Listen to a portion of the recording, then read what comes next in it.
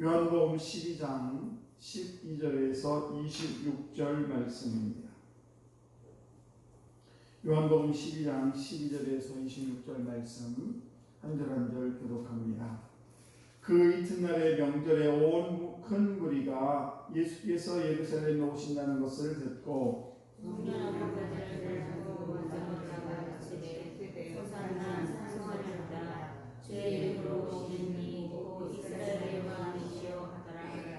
예수는 한 어린 나귀를 보고 타시니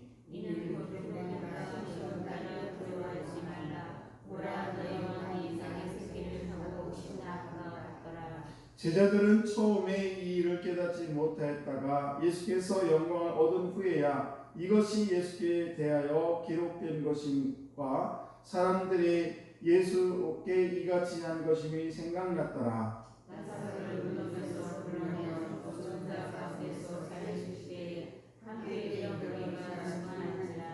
이에 무리가 예수를 맞으면 이 표적 행하심을 들었음이로라.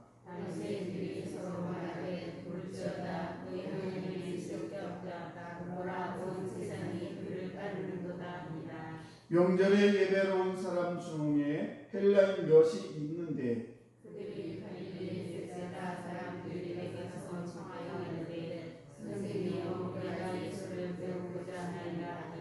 빌립이 안드레에게 가서 말하고 안드레와 빌립이 예수께 가서 여쭈니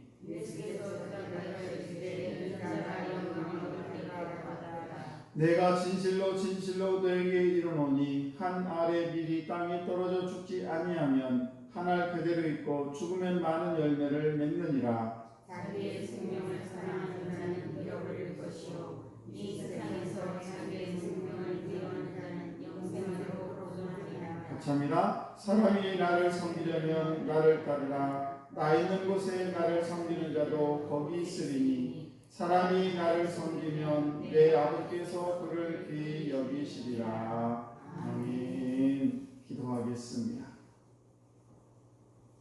하나님 아버지 감사합니다.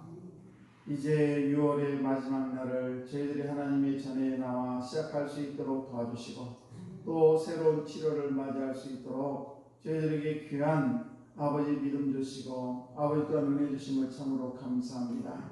아버지 지난 6월 생각해보면 많은 여러가지 어려움과 많은 일들이 있었지만 그때그때마다 우리에게 피할 길을 주시고 여기까지 인도하신 하나님 은혜 참으로 감사합니다. 아버지 이제 새로운 7월을 맞이하게 될 텐데 아버지께서 우리의 모든 삶을 온전히 주관해 주셔서 아버지 7월에도 하나님의 영광을 올려드리는 찬양을 올려드리는 귀한 영혼들 다 낼 수 있도록 은혜 허락하여 주옵소서. 오늘도 주의 말씀을 선포합니다. 아버지 선포된 말씀 속에 주의 음성 들리게 하시고 그 음성에 따라 저희를 아멘하게 하시고 아버지 승리의 삶을 살아갈 수 있도록 주님 은총을 베풀어 주옵소서. 소영혁 권사님 감사함을 드립니다. 아버지 우리 귀한 권사님 아버지 기회를 더 응답해 주시고 날마다 그의 삶이 감사 넘치는 복된 인생이 될 수 있도록 복의 복을 더하여 주옵소서. 그의 가정과 아버지 자손들을 주는 축복해 주시고 아버지 축복의 통로로 온전히 사용해 주실 줄로 믿습니다. 아버지 김세은, 김세진, 1,000번 예물을 드립니다. 아버지 귀한 자녀들 기억하시고 오늘도 변함없는 주님의 사랑으로 인도하여 주옵소서. 오늘도 우리 사랑하는 성도들 모든 가정과 자녀들의 삶을 주님 주관해 주시고 오늘도 기쁨으로 하나님을 찬양하는 온전한 우리 성도들 되게 하여 주옵소서. 감사드리며 축복하며 예수님 이름으로 기도드려옵나이다. 아멘. 네, 귀하고 복된 새벽이 귀한 새벽에 나오신 우리 귀한 성도 여러분, 하나님께서 여러분과 함께 하심을 주의 이름으로 축복합니다. 예수님 당시에 이스라엘은 로마의 식민지였습니다. 그리고 그 전에는 헬라의 식민지였었고 또 그 전에는 페르시아의 식민지였습니다. 또 그 전에는 바로 바벨론이라는 나라의 식민지가 되었습니다. 아무튼 수많은 그런 역사 속에서 이스라엘 백성들은 강대국에 눌려가지고 늘 이렇게 신음하는 식민지 생활을 했습니다. 그런데 그들이 수많은 시간 동안에 이렇게 많은 백성들이 멸망하지 않고 남아있었을 수 있었던 이유는 뭐냐? 그들이 바라고 있는 메시아 대망 사상입니다. 무슨 말씀인가 하면 다윗과 같은 위대한 왕이 나타나서 우리가 이렇게 힘들고 어려울 때에 우리를 해방시켜 주실 것이다 라는 그런 소망 하나로 이스라엘 백성들은 지금 살아가고 있는 것입니다. 그래서 이제 이스라엘 사람들 중에서 성인 남자들은 1년에 3번씩 예루살렘에 와서 예배를 드리게 되어 있습니다.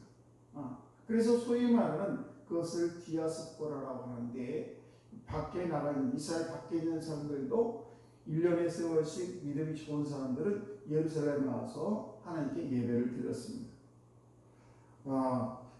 우리나라로 얘기하면 이제 6월절이 있는데 우리나라로 얘기하면 8.15 해방과 같은 날이죠. 우리가 잘 아는 이 6월절은 애굽에서 이제 종살이 430년 동안 할 때에 하나님께서 모세를 통해서 놀라운 10가지 재앙을 일으키게 되죠. 그때 마지막 재앙, 이제 장자의 죽음을 면하게 하는 그런 6월절이 있었습니다.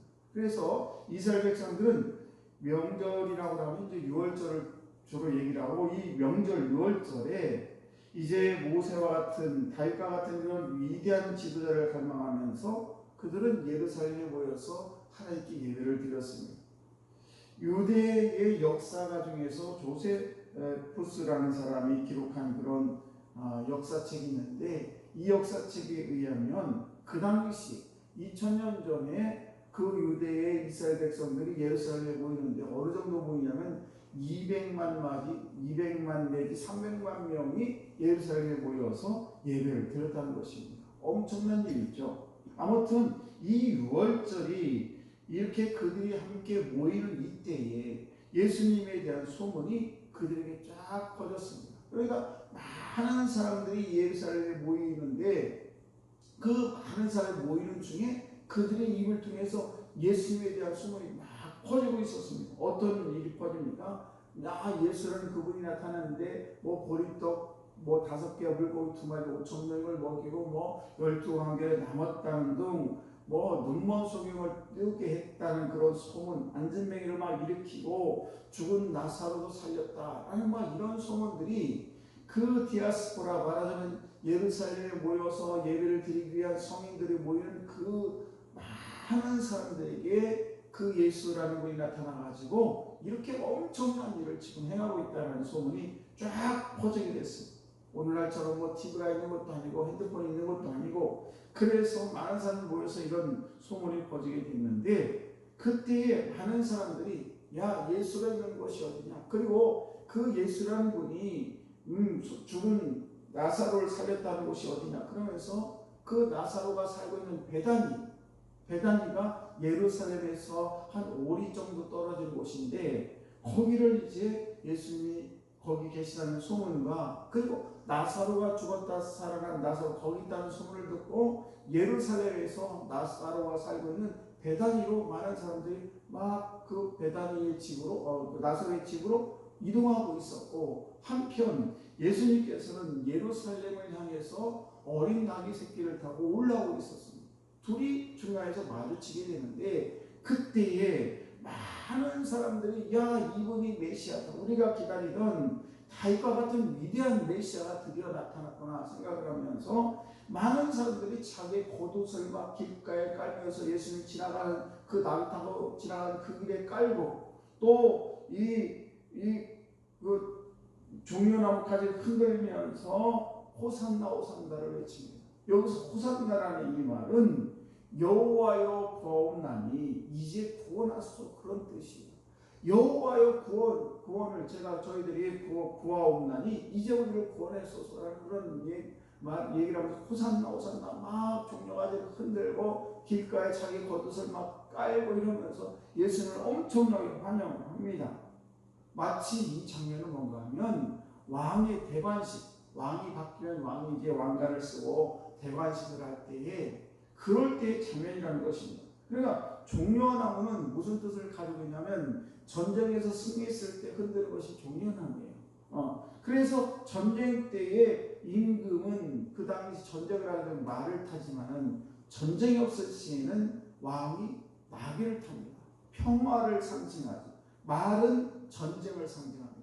그런데 평화의 왕으로 온다는 것은 예수님께서 어린 나귀 새끼를 타고 오는 모습을 보니까 이분이 진짜 평화의 왕이구나 생각을 하면서 많은 사람들이 종려나무를 흔들면서 호산나 지금 우리를 구원하소서 이러면서 소리를 치면서 예수님을 환영하게 됩니다.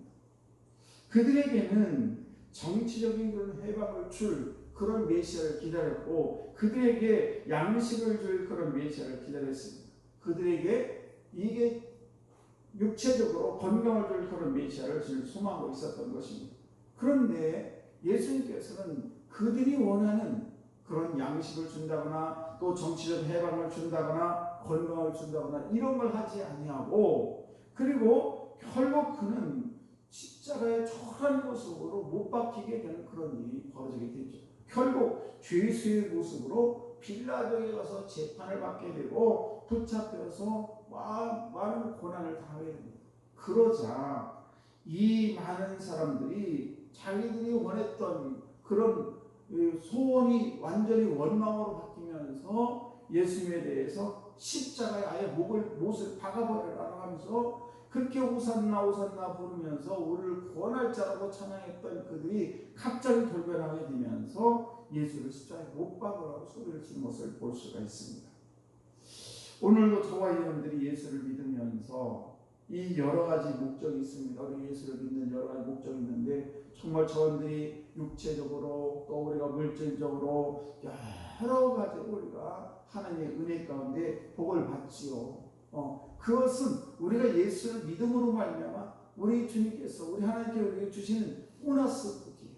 우리가 건강의 복이라든지 자기의 복이라든지 뭐 여러 가지 우리에게 물질적인 여러 가지 문제, 여러 가지 해결되는 이런 모든 문제들은 다 우리가 말하자면 예수님께서 하나님의 아들이라는 것을 증명하기 위해서 여러 가지 병자를 낚이고 죽은 자를 살리고 이런 것들은 뭐냐? 내가 결국 하나님의 아들 메시아이기 때문에 나를 믿는 자는 지금 여러분들이 받는 그런 여러 가지 문제를 해결할 뿐만 아니라 나를 믿는 자는 그뿐만 아니라 영원한 생명을 얻는다는 것을 그들에게 알려주기 위한 보너스라는 말이에요. 그래서 저와 여러분들이 예수를 믿다가 때로는 여러 가지 이유로 인해서 내가 이걸 해결해야 되는데 물질의 문제라든지 자녀의 문제라든지 건강의 문제 이런 것들을 해결해야 되는데 그게 해결이 안 될 때는 마치 우리가 오늘 여기 있는 많은 유대인들이 이스라엘 백성들이 처음에는 호산나 호산나 하면서 우리를 구원할 자라 하면서 하나님을 찾아 예수 그리스도를 찾아냈던 그들이 갑자기 돌변해서 예수를 십자가로 못 박으라고 소리를 치는 것처럼 우리가 하나님 앞에 나와서 기도하고 이런 것들이 잘 이루어지지 않으면 혹시라도 그 많은 무리들 중에서 한 사람이 돼서 그 예수를 십자가에 못 박으라고 그렇게 소리를 치는 그런 어리석은 자가 돼서는 안 된다는 것입니다. 우리가 예수를 믿는 이유는 여러 가지가 있습니다. 우리가 육신적으로 여러 가지 우리 이 세상 사람의 물질적으로 많이 필요한 것은 금방도 말씀을 드렸죠. 그것은 우리 주님께서 우리에게 주시는 주님을 믿음으로 말미암아 영육간의 강건을 우리에게 주시는 거예요. 그러나 더 중요한 것은 우리가 영원한 생명을 얻는다는 것이 더 소중하다는 것입니다. 우리가 예수를 믿음으로 말미암아 오늘 말씀을 보시게 되면 마가복음 10장 33절 말씀을 보시게 되면은 예수님께서 그렇게 말씀하십니다. 보라 우리가 예루살렘에 올라가노니 인자가 대제사장들과 서기관들에게 넘기움에 죽이기로 결의하고 이방인에게 넘겨주겠고 그들은 능욕하며 침뱉으며 채찍질하고 죽일 것이나 그는 3일 만에 살아나리라 하십니다. 예수님께서 죽음으로 말미암아 그 모든 것을 다 이기신, 죽음도 아픔도 슬픔도 우리의 모든 것들을 다 이기셔서 저들이 하나님의 자녀로 이 세상을 살아갈 때 그 죽음 넘어 있는 것까지 영원한 생명을 바라보며 살아갈 수 있도록 우리에게 축복 주셨다는 사실입니다. 오늘도 저와 여러분들이 우리 예수님의 죽음으로 말미암아 우리가 모든 것을 이겼다는 것을 꼭 기억하시고 오늘도 저와 여러분들이 영육간에 강건하는 우리 성도는 다 되시기를 주의 노원들이 축복합니다. 기도하겠습니다.